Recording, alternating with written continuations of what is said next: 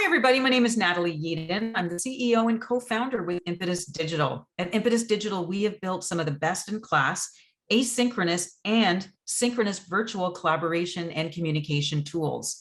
We have worked with life science companies from across the globe over the past 13 years to help them with everything from virtual advisory boards to online medical education meetings to virtual investigator groups, publication teams, and everything else in between. And since the launch of our award-winning Insights event platform, we've also helped companies with corporate events, hackathons, sales training, MSL events, etc.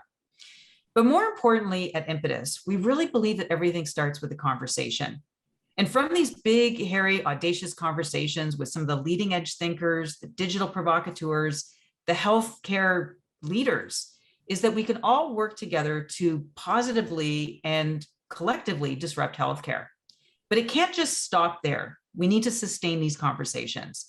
And it's precisely the reason that we've developed the Insight platform, so we can continue moving these positive agendas forward. So I'm really thrilled to have one of these thought leaders, these digital thought leaders at the table with me today. This is Christine Whiteside.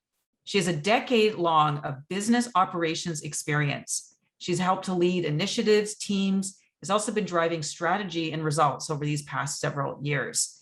She is well-versed in public, private, and not-for-profit organizations, and is very familiar with both internal and external structures, such as corporate governance, finance, human resources, risk mitigation, business development, partnerships, marketing, and everything else that you can think of. I think you've done it all, Christine.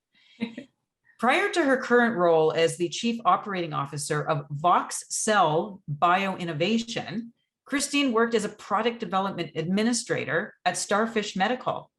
This is where she worked closely with the product development team to navigate the complexities of the life science industry. While always fascinated by biology, and when faced with the decision to pursue either business or medicine, Christine chose business. And she continues to further her education with complementary skills, such as her recent coursework in financial modeling and valuation. Christine is passionate about the human experience and what makes the world go round. And she's also an advocate for servant leadership and building genuine relationships. Welcome, Christine. So happy to have you on our show today. Thank you so much. That was a great introduction. So happy to be here and talk about some really big ideas. Yeah. Absolutely. Well, we're going to first of all get started and get to know you a little bit better. You have quite a decorated background and a really interesting career trajectory. Why don't you tell us how you ever landed in the place that you are today as the CEO? Yeah, the COO. COO, yes, no, that's okay. Yeah, it's, the path is never linear. And so it's been quite the ride, and I've been very fortunate to work with some incredible teams, some incredible leaders on some incredible things. And so I guess it sort of all started, it all started a long time ago, but really my career started in earnest when I was working for a subsidiary of Amazon. And that's what really set the tone for, wearing all those hats you were describing. And they're obviously very structured, and they're two-sided marketplace. And so from there, I got a lot of experience with business, with structure, with relationships, account management. And it really set the tone. And since then, like you have said, I worked in nonprofit, which was really exciting. My first degree was in hospitality management, so I have some experience there. And then I moved into business. I started to focus and spent a lot of time sort of in the HR world. And when I joined Starfish Medical, as you said, I got some experience in the medical device field in the life science industry. And there I met this man, Andy Garland, and we became good friends and worked on some cool projects. And Andy actually called me up last fall and said that he had been part of starting this biotech company, VoxCell, and that they were a team of all engineers and scientists, and there was no business person, and they needed somebody to come on board and build that up for them. So I joined in the fall of last year, and have just been building this startup from the ground up with our CEO, Dr. Carolina Valente. So it's been a wild ride and really great journey. Learned a lot. As with the multiple hat wearing, you get a lot of exposure to a lot of things. So it really helped round out my perspective, both in the life sciences industry, but also just in business and how things actually work. So it's been a great time so far. So really love the kind of work that's happening, and especially a big advocate for exciting, new, innovative biotech companies in Canada. So we're always rooting for companies like that, based in Vancouver. So super exciting. So we're going to talk a little bit about what VoxCell BioInnovation does. So tell us a little bit about the concept of tissue engineering and this concept around biomimicry. Yes. So the big disclaimer, I'm not a scientist. I am a business person through and through. So the way I talk about VoxCell, the way I talk about 3D bioprinting, it's going to be in that lens, which is probably a little bit more accessible for some of the non-PhD listeners out there. So VoxCell, we are a mission-driven organization. So our mission is to accelerate life-saving drug therapies getting into the hands of people who need it most. So we're focused on cancer right now. Our applications can definitely go into other diseases, but right now we're focusing on cancer for a few different reasons. And, tissue engineering and printing are obviously very complementary. So the tissue engineering is sort of the output of the bioprinting. You have the bioprinter, you have the Bioink, which is sort of the printer's cartridge, and together, combined, those are producing something. So they're producing tissues, in our case anyways, and in our case, vascularized cancer tissue models. So our hope is that we can continue as a community, life science community, to continue evolving the technology and be able to evolve the tissue engineering and bioprinting even further. So, right now we're focusing on vascularized tissue models for a number of reasons that we'll get into, but there's also so many other applications, both in tissue engineering as well as in bioprinting, in terms of how it affects our health, implants and some really exciting things in dentistry. And so that's sort of the landscape of bioprinting. It's fast moving, as you've alluded to, sort of this up and coming, this rising industry and technology. So the sky's the limit, but what we have so far and what we see so far is really exciting as well, and the applications it will have for us as a society. So let's actually talk about cancer, because this is like a big area, potentially not only in terms of one of the the diseases that's still crippling, that we don't have cures for. It has huge ramifications in terms of costs in general, positive and negative in the ecosystem, and they're expensive products. And in addition to this, not a lot of people, it's just like the rare diseases area, there's not a lot of people that have them. So to be able to have robust clinical studies with significant endpoints it requires a ton of money and a ton of time. So tell us what the current situation is, what I call the problem statement of why the way we do clinical new drug discovery in cancer is not potentially sustainable. Yeah, it's a really great point and a big conversation. And so what we see right now, obviously, cancer is a devastating disease, whether you're affected by it because of diagnosis, or you're affected by it because of someone has had a diagnosis. It impacts sort of all of us. And, what we see is that over 25,000 people every single day around the world are dying from cancer. So to your point, the drug development industry and the process to get those life-saving therapies, those therapies that help the people who are affected, it takes more than 15 years and $2 billion to go through that drug development process to get those drugs to market. And what we see with cancer specifically is that those are conservative numbers. It can be more than 15 years and more than $2 billion. And the funny thing is that 95% of the drugs that go through this drug development process fail. So they are not successful. They do not get to market. So we're spending so many resources on developing these drugs that aren't successful. And so what's happening right now, and we focus at VoxCell, we focus on the preclinical stage before it goes to humans. And so what we're seeing right now, the pharma industry is very structure. It's very well cemented for a number of reasons. But what we're seeing right now is that there is an opportunity between sort of the first steps of drug development is a cell monolayer. So just a single layer of cells in a petri dish, and then it goes into animal models. And what we're seeing is that is a huge jump in complexity. And so where our technologies sort of try and come in is between those two. So of course, still test on cell monolayers, and then being able to test on those truly biomimetic tissues. So these are tissues that are 3D bioprinted with human cells, with cancer cells. They have vasculature that is physiologically relevant to the human body. So a lot more complexity than that cell monolayer. It's in a 3D environment. And so we're hoping that we can increase, so it's sort of a step, it's gradually increased. So we can increase those translation, and using our tissues increase the confidence in what drugs move forward. So we're able to eliminate the drugs that are not going to do well in humans sooner, so that what we're actually seeing in the whole drug discovery pipeline is that a lower failure rate, more successful drugs are actually getting to the people that need them. I love it.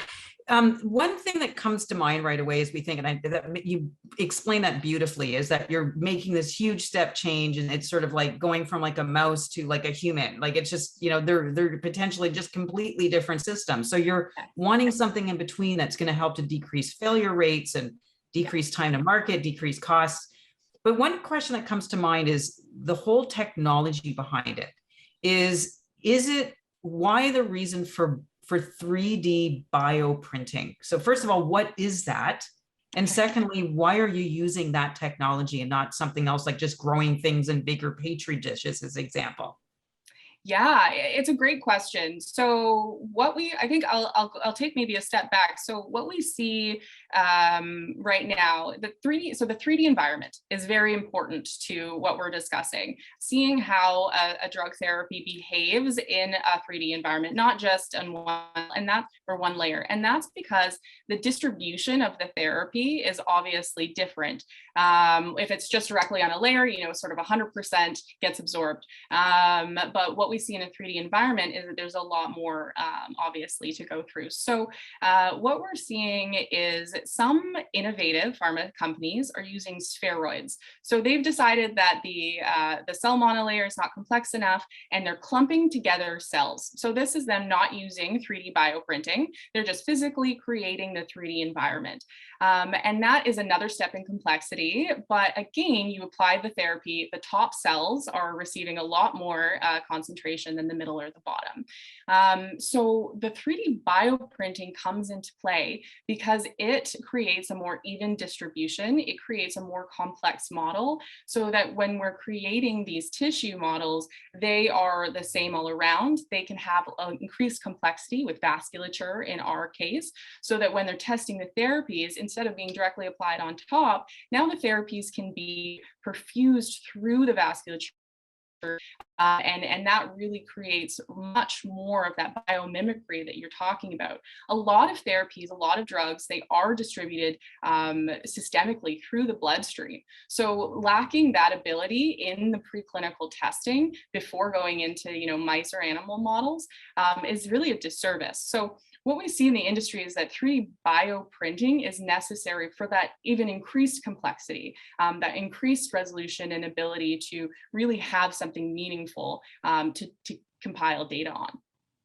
Now, when you talk about this much more complex system, and that again, beautifully explained, Christine, is when we talk about this heterogeneous tissue, meaning it's not just one type of cell. There's vasculature, there's fat, there's muscle, there's nerves.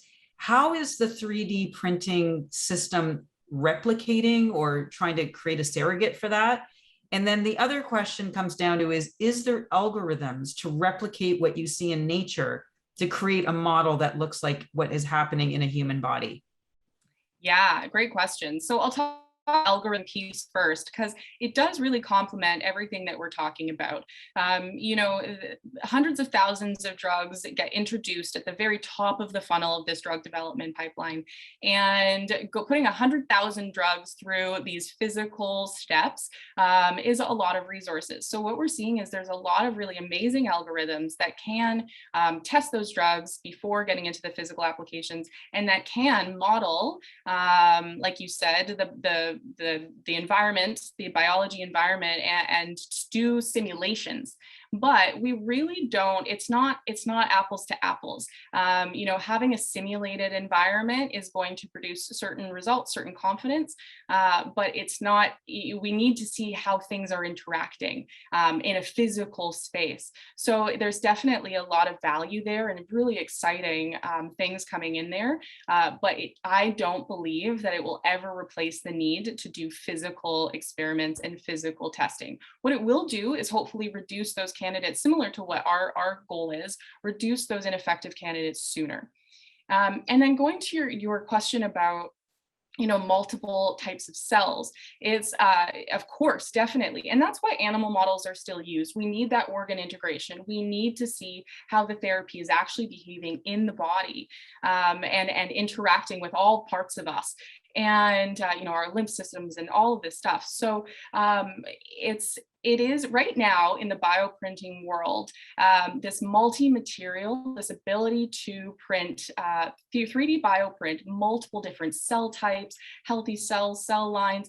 It doesn't exist.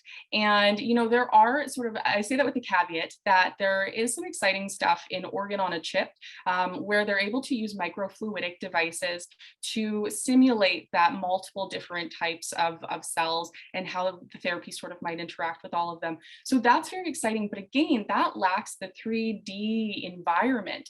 So in terms of the future of 3D bioprinting, definitely moving towards this more complex, multiple different types of cells. You know, we have the ambition to, right now our focus is just on printing the cancer tissue models, but we have an ambition to be able to print cancer tissue models within healthy cells and have healthy vasculature in the healthy cells and disorganized tumor vasculature within the cancer cells. So it's definitely something that the industry as a whole is working towards. There's a lot of complexities, especially if we were to, you know, talk about the different types of bioprinters out there. There's extrusion-based and laser-based, and they have their differences.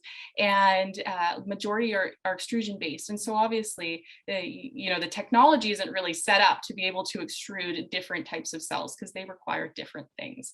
So we're definitely heading in that direction, but there really hasn't been a lot of progress in a meaningful way beyond the organ on the chip, really in that 3D environment. So it's really exciting because we're at the precipice of this, of developing this really cool technology. So, you know, going from the organ on a chip to, you know, what you're doing with the 3D modeling and trying to come up with something that's like a combination.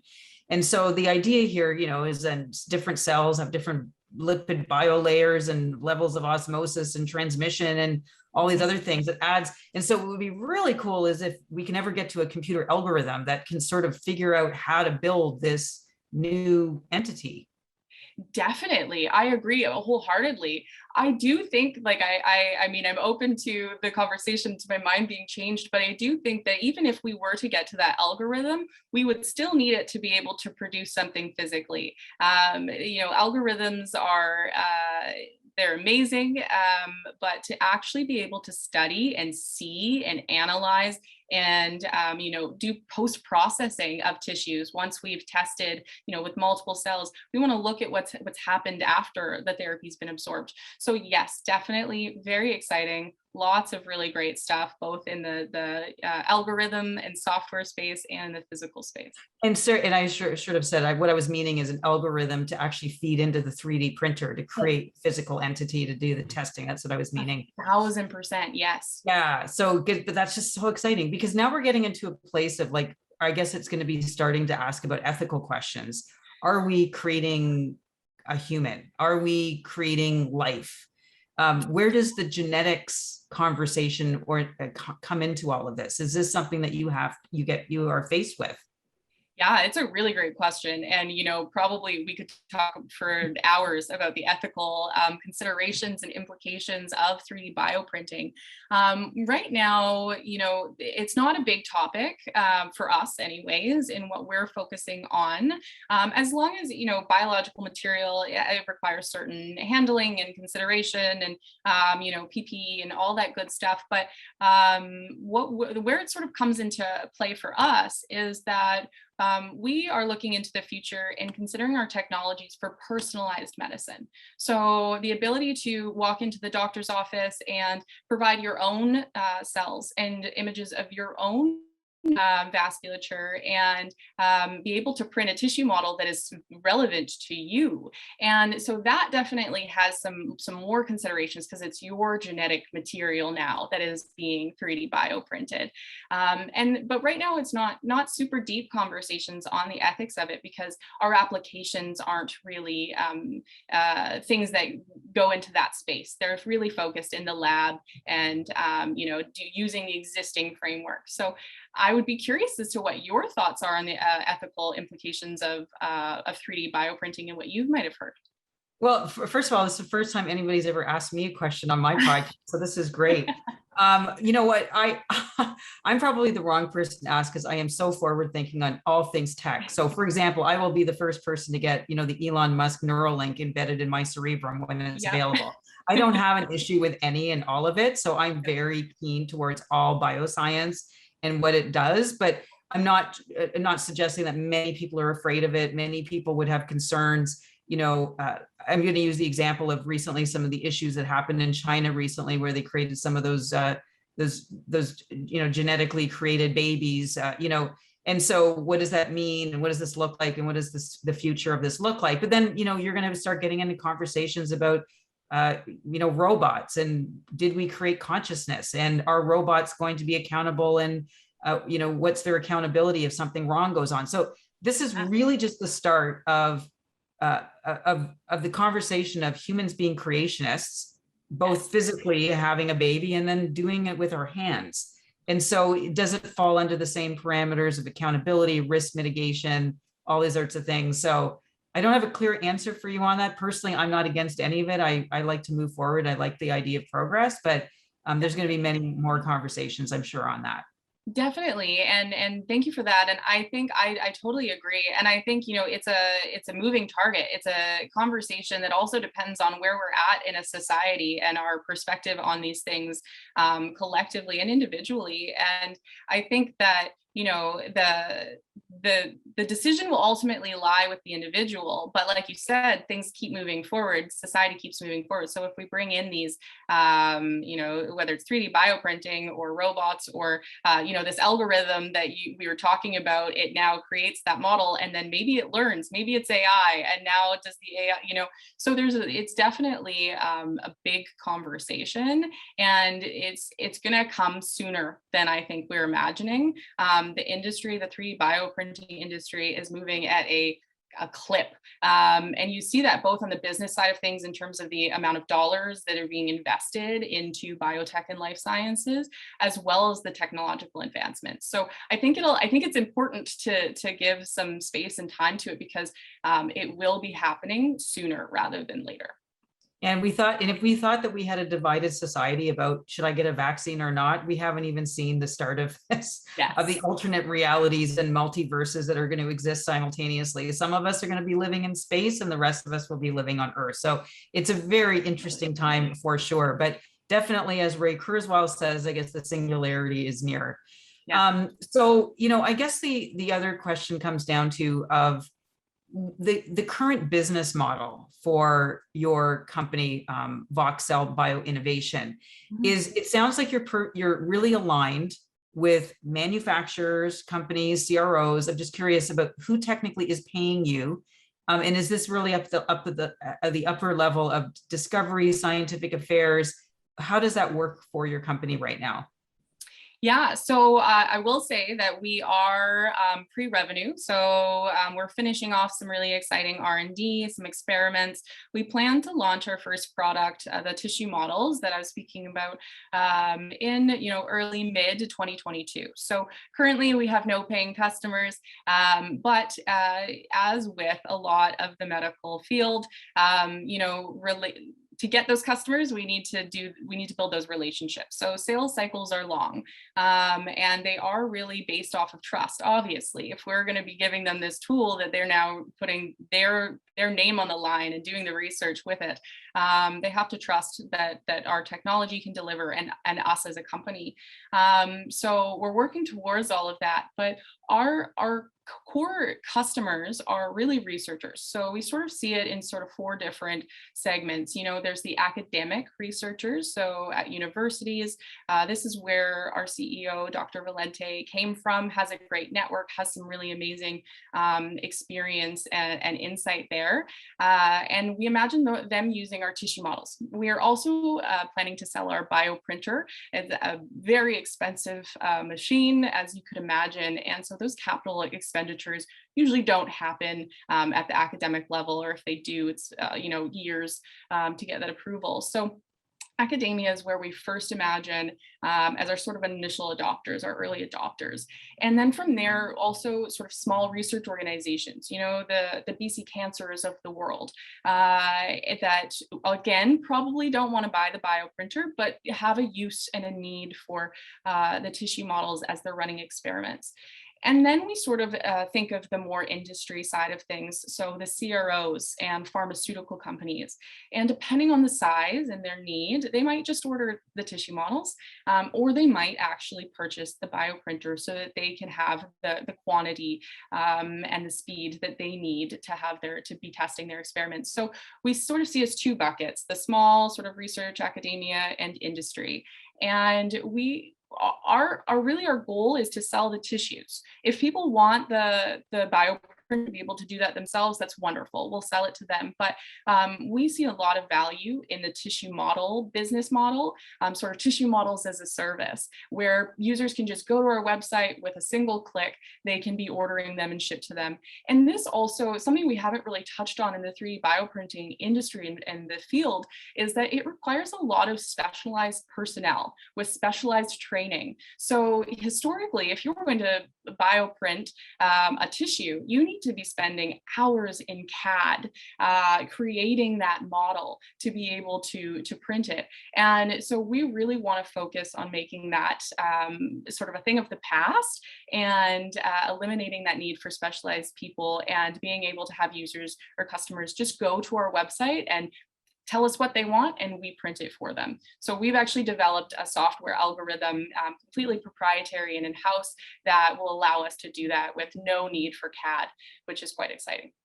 So tell us a little bit about, again, because we've been running into all kinds of issues around supply chain.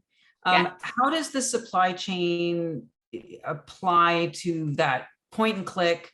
Is it an Amazon experience where it suddenly shows up at the door the next day? What sort of parameters and things can somebody expect when they're ordering their tissue models from you? Yeah, that's a really, really great question, especially, with what we're seeing right now with sort of border delays, in addition to supply chain as a whole delays, because a lot of our customers will be in the US. We sort of see North America as one whole segment market, but there are realities to shipping. And so what we imagine, obviously our tissue models will have to be stored, temperature controlled, biosafety. They have some requirements, and they'll have to get across the border within a realistic time frame so that the cells don't get angry and start to die. So these are all considerations we've definitely taken into account.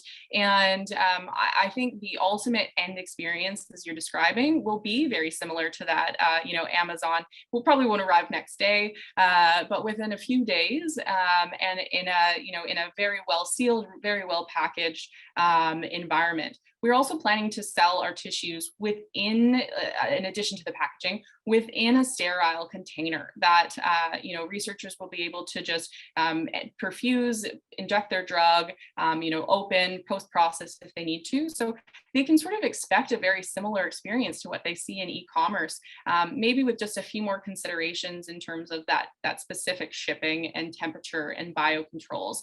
It should be pretty seamless. So it sounds, I love the idea of tissue models as a service. You never know what's going to come up next. It's pretty cool. Yeah. And so just so I'm understanding again, the model is you're not a service model, meaning you are not going to be out there, or will you? I guess the idea is a managed service or a product. So you've got this printer, you've got this 3D printer system, yeah. And then you actually have the tissue model. So I'm just curious about what comes first. If people order the bioprinter, are they creating their own tissue models, or are they saying, hey, I don't want that printer, I want you to make me the models and then just ship them to me? Is that what I'm hearing you is saying it's one or the other? Yes, exactly. So either they have, an extra hundreds of thousands of dollars lying around and they have a need to print as many tissues as they want, and they purchase the printer.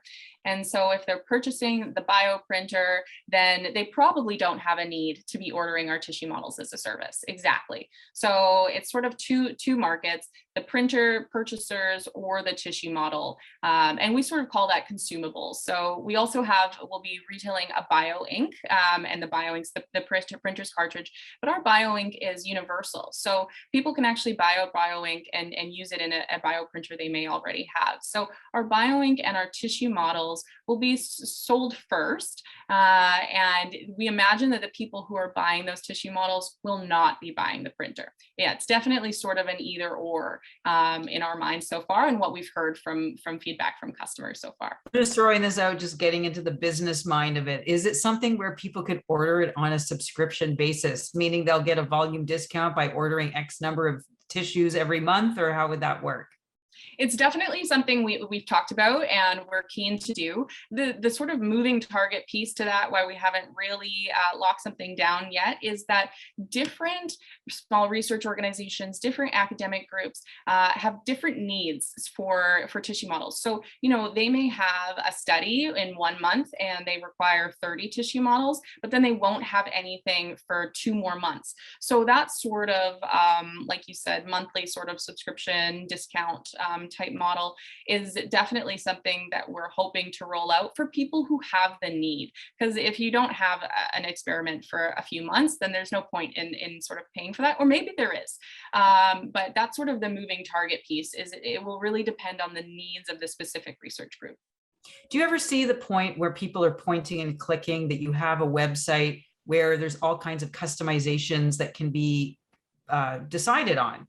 I know that we already talked about the fact that you're looking at vascularized tissue for cancer research, but are there specific parameters, the thickness, the width, the circumference? Like, is there certain things that people can order as a customized version that only your company can come back and deliver in this wonderful sort of blissful experience for customers? Yeah, definitely. So like I mentioned, we wrote the algorithm that actually allows us to create that vasculature. So it is the piece that controls our printer and allows us to do all of these exciting things. And that algorithm is, it's based off physiological constraints and constructs. And one of the amazing, beautiful things about that, and our team are so talented, is that it is fully customizable. So we're going to provide, some core models with core presets that if people just want to print those or purchase those, we print and then ship to them. But we will, of course, offer customization. And one of the beautiful things about our software is that it can be any shape of tissue. If you want a round tissue, if you want a star tissue, if you want just a plain cubic tissue, that will be possible. And our algorithm actually generates the vasculature for that size. And then from there, the user can select different parameters, thickness, density, flow rate, all these things. So yes, it will be totally customizable if people want to customize it. And that's just our approach in general. And one of the things that we don't see with other bioprinting companies or within the tissue engineering industry is the ability, is this sort of two-sided, super easy, single click, like make it easy for me, or this, I want to customize and I want to do so easily, and removing the need for CAD. So we want to give people both options, whether they want something complex and customized, or they just want, tissues for their experiments. Beautiful.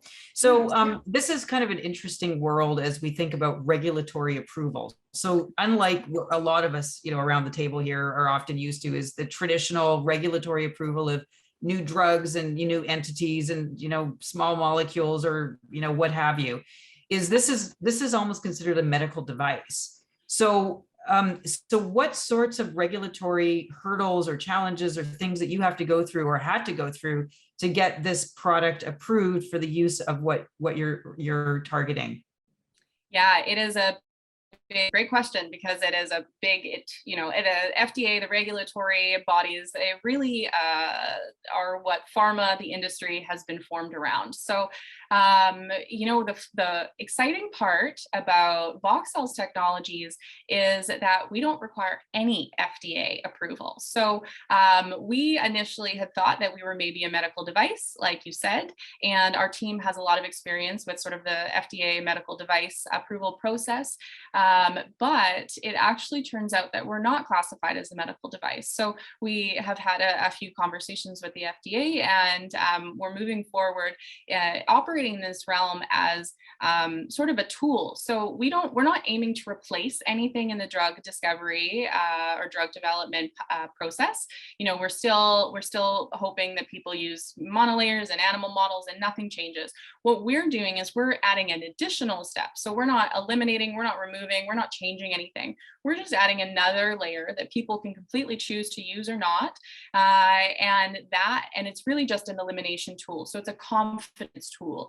It's not going to actually tell you, what's happening. It's just going to give you more confidence in what you see and how you interpret that. So we don't need any FDA approval, but what we are doing with all of our technologies is we are going through the same steps that would be required for an FDA approval. So we're doing the same experiments, we're compiling the same data, so that when researchers are using our tissues and they've used our tissues in their drug development and they're doing their FDA submission, that our data that we provide to that researcher, they can then turn around and provide to the FDA. So it's no more work for them. It's going to be really easy for them to pass that over. It's not required on our end, but we want to make that easy for the researchers when they're doing their FDA submissions. So you make it really interesting in the fact that you become an extra layer of choice. And so I guess, if you will, the economic analysis here is that, yes, there's an upfront investment cost, but if we were to take a look at the overall drug discovery cost and, reducing losses and things that didn't quite work out, reducing time to getting product in the market, have you developed the outcomes research or the economic evaluation of that? And how does that discussion take place when you're trying to sell this idea to small researchers or cancer sites or what have you? Yeah, we are through and through a scrappy startup still. And so that's to say that, we're doing those experiments to be able to have that quantitative data, how much money we save, how much time, what the increase in confidence is, what the decrease of failure rate. All of those quantitative metrics are what we're working on right now. And we've got some preliminary in-house results as to what that looks like. But before we really claim anything, we want to get third-party validation, third-party data. We want to have the results that we are saying backed up by somebody that's not us, so a research organization. So we're really focusing between now and when we release our tissue models next year, we're focusing on partnerships to, have some sort of structure where they're they test out our tissue models, we can get data from them. So we're working towards really having those metrics to be able to speak to. But so far in the conversations with early adopters, with initial customers, they're all scientists too, and they understand the value of the quantitative data and of having it sort of third-party reviewed and checked. So they're very understanding that we're not there yet. We can't really speak to those numbers yet, but still very excited by the technology. So right now it's just, every day we get a step closer to these goals. It's forming those partnerships, and we've got a couple some traction for those initial partnerships. So it's just a matter of getting the tissues into their hands and doing the experiments. But so far that hasn't really hindered the excitement around our tissue models and our technology. So lots of pharma companies listen and follow our channel. Yeah. How do pharma companies, you talk about partnerships. So what kinds of partnerships are you looking for, and how can pharma take advantage of your technology? Yeah, the short answer is that we are flexible with the different types of partnerships. And this is because we understand that the different groups I was speaking about, academics, research, CROs, pharma companies, have different needs. And even within, pharma, one pharma company might have different internal structure, internal process, and internal needs. So we're flexible with what that looks like. We're definitely open. But how we have imagined it in the conversations that we've had so far have been about, some sort of model around this quid pro quo. Here's our tissues, test them, try them, and provide us the data. From that can also come scientific publications and things like that. So really the true partnership in the sense of the word that, we're providing a benefit to them and they're providing a benefit to us. And especially for pharma, we see a really interesting opportunity. Capital expenditure of getting the bioprinter, investing in the bioprinter is big. So especially if you haven't used the tissue models, you haven't used the outcome yet. So we see this really amazing opportunity with initial partnerships and initial customers of having them use the tissue models for a discounted rate early days, and then evolving from there, hopefully proving that the tissue models are worth it to them and investing in the bioprinter. Definitely proof of principle, great concept, and I love it. Technology is constantly progressing. We talked about that earlier, and that's actually a great thing. But it's also potentially a scary thing, especially for startup companies. We know at one point, we talk about the acceleration of progress and basically disruption is just been accelerated. A company that might have lasted 100 years ago now may last 40 years, now it's 20, and it continues to decrease. So as we try to keep on top of technology, something new comes up. How is your company planning to stay viable in amidst probably lots of competition and other people who may be, working on different algorithms, different bioprinters? What is going to differentiate you in the marketplace? It's a great question, and it is a growing it is a growing industry in terms of new players in the space and new ideas. And so it's something we talk about all the time. And I'll say that we are not siloed. We realize the value of community, the value of pooling heads and resources and ideas. And as I said at the beginning of our conversation here, we're really focused on our mission. Of course, we're building a business and we've got strategy and plans and all that good stuff, but we really want to contribute to the mission of accelerating drugs getting to market. And therapies getting into the hands of people who need them. So that's to say that we are not, we want to be part of the community. We want to share our ideas. We want to advance that technology you're talking about together as a group, as an industry. And so we're really focusing on that piece of things in terms of, attending events, thought leadership, and expanding the whole collective. High tides make all boats rise, and advancing the industry together. But then in terms of, the business side of things and differentiating, there are some really amazing big players in the space who have done some great things. And we definitely see one of our core differentiators is the vasculature. There are certain people who have vasculature in a in a different way that's not as meaningful. And so what we're focusing on is having the vasculature within the tissue and focusing on cancer and be able to create, that disorganized cancer vasculature. And that does not exist. Working towards that personalized medicine application, eventually getting to a point where the industry can print multiple different cells within, one tissue model. So our differentiator really is how we're applying the technology that exists. And I think this is something I was thinking about this morning, is I think that one of the biggest hurdles and barriers to the bioprinting industry is that we don't have the structure. We've got brilliant scientists, brilliant ideas, but they don't have they don't have the tools. They don't have the technology to execute on those brilliant ideas. And so I do think that there's going to be a lot of work that needs to be done in terms of, we've created this bioprinter because there wasn't a bioprinter that could do what we wanted to do, produce the tissues we wanted to produce.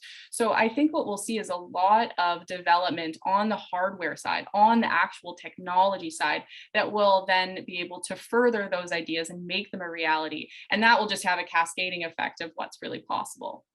Beautiful. We talked as well about your core focus, and I love the fact that you've got super uber focus on cancer. You're differentiating. You've got your kind of random vasculature. It's something that's truly differentiating. But it also begs the question about the future. And I know you'd alluded to it earlier in our conversation about what else is going to be possible. Yeah. So what other kinds of tissue types, what other therapeutic conditions and health issues, what does the future look like? We see a lot of really exciting things in the Bioink space. So this is the printer cartridge, and I talk on this because I'll tie it back. But we see a lot of really innovative things happening within the printer cartridge, the Bioink space, in a number of different disease fields. So, neurodegenerative disease is one of the really big ones right now, and there's actually a colleague at the University of Victoria of our CEOs who's focusing on neurodegenerative bioinks. So what we see coming out of the bioink space really facilitates the disease verticals that bioprinting is going towards, because the bioink space is where a lot of really great research and innovation is happening. So I think that, cancer is our focus because it's such an important and devastating disease. It's impacted everyone on our team, but also Dr. Valente has extensive experience in cancer specifically. But we also imagine a world in where our technologies and advancements in the industry go towards neurodegenerative diseases. Bioprinting in general, if we're sort of expanding the net a little bit further, there's a lot of really amazing applications in terms of the medical field, implants, metal biocompatible metal implants.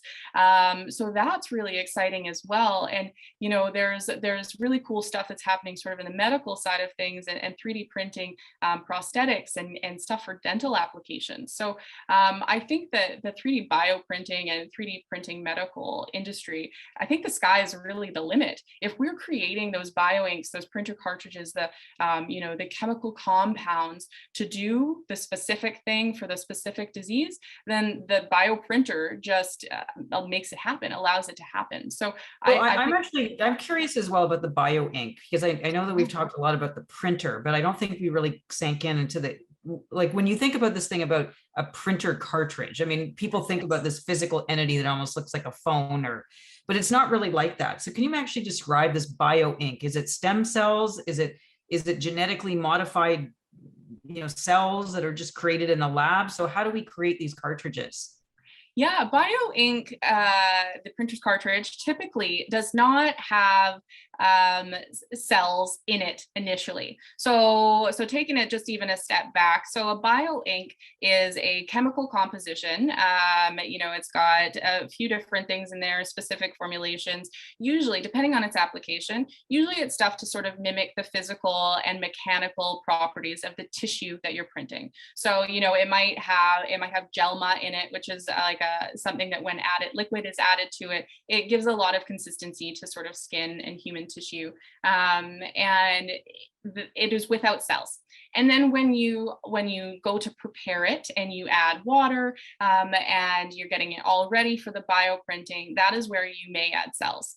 There is also bioprinting that can happen where something is created, a construct is built, and then it is seeded with cells. So the cells are actually sort of put on top. And so there's a few different ways that the cells, to your point, get incorporated in this process. But the Bioink itself can be shipped and sold without any sort of biological needs or constraints. Sometimes it is light sensitive, and this gets sort of into the world, and we touched on this really briefly, of the different types of bioprinters. So an extrusion-based bioprinter is going to use this, this sort of Bioink is now this dry chemical powder with some water, and it's going to combine with cells and extrude. Very similar to a 3D printer where you see layer by layer the construct being built. There's also laser-based bioprinters, which is what our technology is at VoxCell, and that allows for the super high resolution. And in that sense, you're actually printing within the Bioink. So it's a little bit different. It's not extruding. You're actually you have a dollop of Bioink, and the laser is creating the structure within the Bioink, and you wash away anything that's not the structure. And so the actual use of the Bioink depends on what type of printer you're using and your application for it. Is it more advantageous for you to seed it with cells after or seed it before? So that's all really long explanation, but it's dry powder initially mixed with a liquid, and then either cells or not, and then put into the bioprinter. So the extrusion reminds me almost of like doing pottery, where you're starting off with just materials and then you're actually creating a shape. Yeah. While it sounds like the laser almost sounds like you've got like a block of rock and you're actually chipping away in it to create a statue. Very similar, yeah. Anyway, yes. That's my simple way of explaining it. Quantum quantum computing, genetics, genome testing. How is this all going to have, CRISPR? How will this enable partnerships, implications? What is this going to look like for bioprinting in the future? It's a really great question, and a really great sort of thought exercise and experiment. I think personally, again, and this is, I'm not a scientist formally anyways. And so my perspective is that I don't even think we can conceptualize the implications that it will have. We can talk about it, we can theorize, but I think that the reality of what we'll see is going to be so much different than what we could even talk about. So, I think, as you said, the 3D printed babies, that is such a crazy thing to process. So, adding CRISPR and adding quantum computing and adding all of this new technology to that, really, who knows? So I think that we'll just have to sort of wait and see and stay up to date and stay current and really foster the educational minds, the people that are in academia that are studying right now, that are going through school. They're going to have such an impact on what we're talking about. So I think that staying current with them is really important, and just continuing to further the conversation, because I don't know what the implications will be. Lots of exciting stuff for VoxCell, including the fact that you have won all kinds of startup competitions, including the Pitch It and Planet business competition that the University of Victoria's Innovation Center puts out. I know that you actually captured the top 50 spot in the Baylor University New Venture Business Competition. You just got accepted into the Mars Innovation Hub, and the list goes on. What is next for you? What's your company most excited about? Yeah, all very exciting things. We are right now, we are sort of trying to fundraise, like chicken and egg situation. Like I said, we're a scrappy startup, we're pre-revenue. So we're hoping to close a fundraising round before the end of the year to give us some runway to continue doing some really exciting R&D. So what's on the horizon for us is continuing to innovate on our printer technology, continuing to improve the tissue models, doing all those experiments and partnerships, and getting things out to market and into the hands of people using them. So that's what we're really excited about most. And with that comes, moving into a 24/7 lab facility and growing the team and all of those business things that are really exciting as well. But the main focus for us right now is just continuing with our mission. And that means, raising funds, that means being strategic, that means doing more competitions and getting things out, our name out there, and building that network, building that community. So that's our focus for the next, 6 months to a year is putting down further roots and having a further reach. Beautiful. Super excited. Love the conversation, Christine, and everything that your company is doing. We wish you so much great success. For anybody who's interested in connecting with Christine or with her company, again, this is VoxCell BioInnovation. We'll be leaving her contact details in the show notes below. So please connect. I'm sure she'll be happy to look and have conversations about partnerships. If you enjoy this conversation, I encourage you to check out impetusdigital.com. This is precisely the kinds of things that we talk about with payers, patients, allied healthcare providers, physicians, other stakeholders. We get people in together asynchronously and synchronously to have these conversations about how to implement new technologies, how to do discovery, how to move the agenda forward on beyond the pill conversations. We'd love to hear from you as well. So thanks to everybody for your time. Christine, this was an outstanding conversation. Yeah, thank you. And we want to thank everybody. Have a wonderful day ahead.